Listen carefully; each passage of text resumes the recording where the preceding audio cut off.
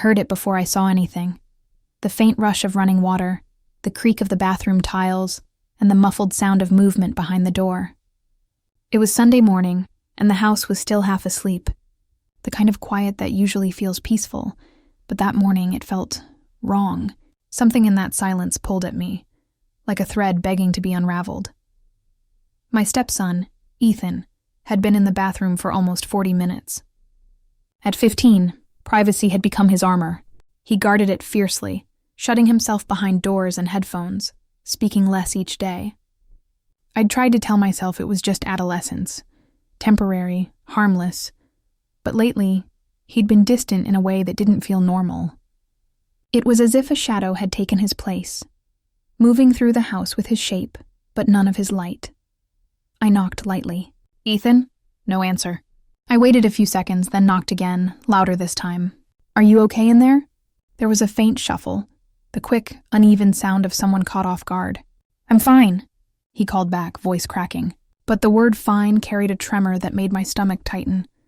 Another minute passed before the lock clicked. When I opened the door, steam drifted out in slow waves, carrying the scent of soap and humidity. Ethan stood by the sink, his back slightly hunched, eyes wide with panic. His phone was clutched tightly in his hand, screen still glowing. For a heartbeat, neither of us spoke. He looked like he wanted to disappear. And maybe I should have looked away, should have respected the space between us. But something in his expression froze me. It wasn't just embarrassment, it was fear. "Ethan," I began carefully, "what's going on?" He stammered something, words that tangled in his mouth, excuses that didn't quite form. Then he turned away, muttering, "You shouldn't just barge in like that." "I knocked," I said quietly, trying to keep my voice calm. "You didn't answer." He didn't respond. He just stood there, staring at the sink, breathing too fast. I caught a glimpse of the screen before he locked it. A message thread, half hidden but unmistakable. A woman's name. Claire, I knew that name. Everyone in our house did. I took a small step back, letting the weight of that realization settle between us. Whatever this was, it wasn't about invasion or privacy anymore. It was about something deeper, something I hadn't wanted to admit might still linger beneath the surface of our family. "I'm sorry," I said softly, stepping away. "Finish up. We'll talk later." His shoulders relaxed slightly, but his eyes darted toward the phone again, as if it might betray him. I closed the door behind me and leaned against the wall, heart pounding. I didn't know it then, but that moment, the look in his eyes, the name on that screen, was the beginning of everything unraveling. By the time I returned to the kitchen, the coffee had gone cold. The sunlight that had felt soft earlier now seemed harsh, slicing through the blinds in thin, unforgiving lines. I sat there for a while, staring at nothing, trying to piece together what I'd seen. Or rather, what I thought I'd seen. A message from Claire. That name alone carried history, the kind that never really fades, even when it's supposed to. Claire wasn't just anyone. She was David's ex-wife, Ethan's mother, and a name I'd learned to handle like glass. Carefully, with quiet respect, but never without fear it might cut me. When I first married David 3 years ago, I knew blending our lives wouldn't be simple. Ethan was polite but guarded, and though I tried to reach him through small gestures, leaving notes on the fridge, remembering his favorite breakfast, attending his school events, he always seemed a few steps away. David told me to give it time, that Ethan just needed space. I believed him. Love, I thought, could fill in the gaps if you gave it enough room to grow. But lately, that faith had been thinning. David's hours had stretched longer, his phone glued to his hand. Our conversations had become short, practical exchanges, about bills, schedules, groceries. I'd noticed the shift, but I told myself all marriages go through seasons of distance. You endure them because that's what commitment looks like. Yet the look in Ethan's eyes that morning had said more than David's silence ever had. It wasn't just the secret itself, it was the weight of it. He was carrying something too heavy for his age, something that had no business being his burden. As I replayed the scene in my mind, a quiet ache settled in my chest. What had Claire told him? What had David said to her? And how had I missed the signs that the fault lines in our family had grown this wide? When Ethan finally came downstairs, he moved carefully, like someone walking across thin ice. He didn't meet my eyes, didn't say a word. He poured himself cereal, ate in silence, and left his bowl in the sink before slipping back upstairs. It was the small, deliberate avoidance that stung the most. I picked up his empty bowl and washed it slowly, the sound of running water echoing in the quiet kitchen. My reflection in the window looked tired, not from sleeplessness, but from the weight of pretending everything was fine. I knew what I had to do, but fear held me still. If I confronted David, I might lose the fragile piece holding us together. If I didn't, I'd be complicit in my own unraveling. Some truths don't demand to be found. They wait quietly for the moment you can no longer avoid them. And as the day wore on, I knew that moment was coming. 3 days passed before I found the courage to face it. The house had grown heavy with unspoken things.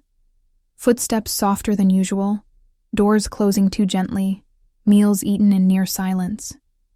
Ethan barely looked up from his phone anymore, and David seemed lost in a fog of distraction. Every time I tried to meet his eyes, he looked away first. It was as though guilt had moved into our home and started rearranging the furniture. That Wednesday evening, the air smelled faintly of rain. Ethan's door was half open, a strip of light cutting across the hallway. I hesitated before knocking softly. He was at his desk, pretending to study, the glow from his screen washing his face in pale light.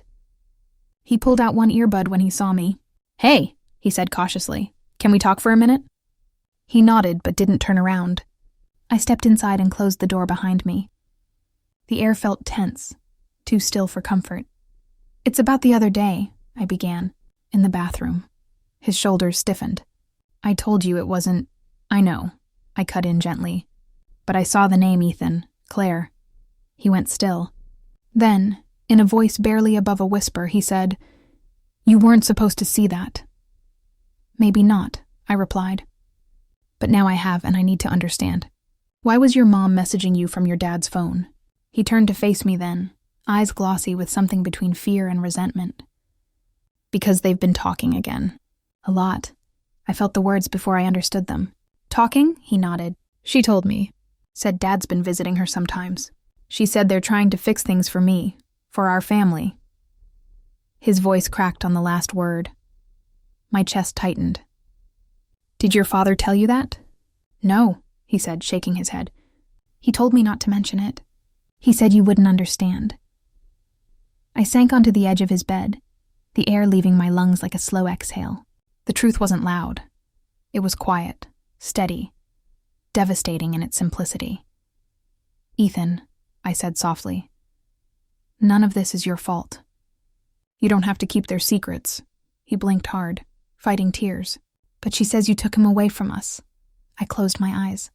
That single sentence landed like a stone, not because it was cruel, but because it echoed the fear I'd buried deep, that maybe, in loving David, I had stepped into someone else's unfinished story. When I looked at him again, he was trembling, caught between loyalty and confusion. I reached out and placed a hand on his shoulder. "Whatever happens," I said, voice steady despite the storm inside me, "you're not the one who has to fix this." He didn't reply, but when I left the room, the silence felt different, heavier but honest. The kind that comes right before everything changes. That night I waited for David to come home. The clock ticked louder than usual, each passing minute scraping against my nerves. Rain tapped against the windows, soft but insistent, as if the sky itself refused to stay silent. When the front door finally opened, I heard the familiar rustle of his coat, the muted thud of his shoes on the rug. I sat in the dim light of the living room, untouched coffee on the table before me. He froze when he saw me sitting there. "Long day?" I asked, my voice even, too calm to be casual. He nodded slowly, eyes flickering toward the hallway, toward Ethan's room. "Yeah, just work." I smiled faintly, not out of amusement, but disbelief. "Work, right." I gestured toward the chair opposite me. "Sit down, David. We need to talk." Something in my tone must have told him there was no escape. He sank into the chair, hands clasped together, avoiding my gaze. The smell of rain followed him in, clean, cold, almost cruel in its clarity. "I talked to Ethan," I began. That got his attention. His head snapped up, the flicker of alarm unmistakable. "What did he say?" "He told me everything," I said quietly. "About you and Claire. About the calls, the visits. About how he's been caught in the middle of it." David exhaled, a long, trembling sigh. For a moment, he didn't speak. Then, with a defeated kind of honesty, he said, "I didn't mean for him to know. I didn't mean for any of this to happen. Then why did it?" My voice cracked, not from anger but exhaustion. "Why bring her back into our lives like this? Do you realize what that's done to him? To me?" He rubbed his temples. "It wasn't like that.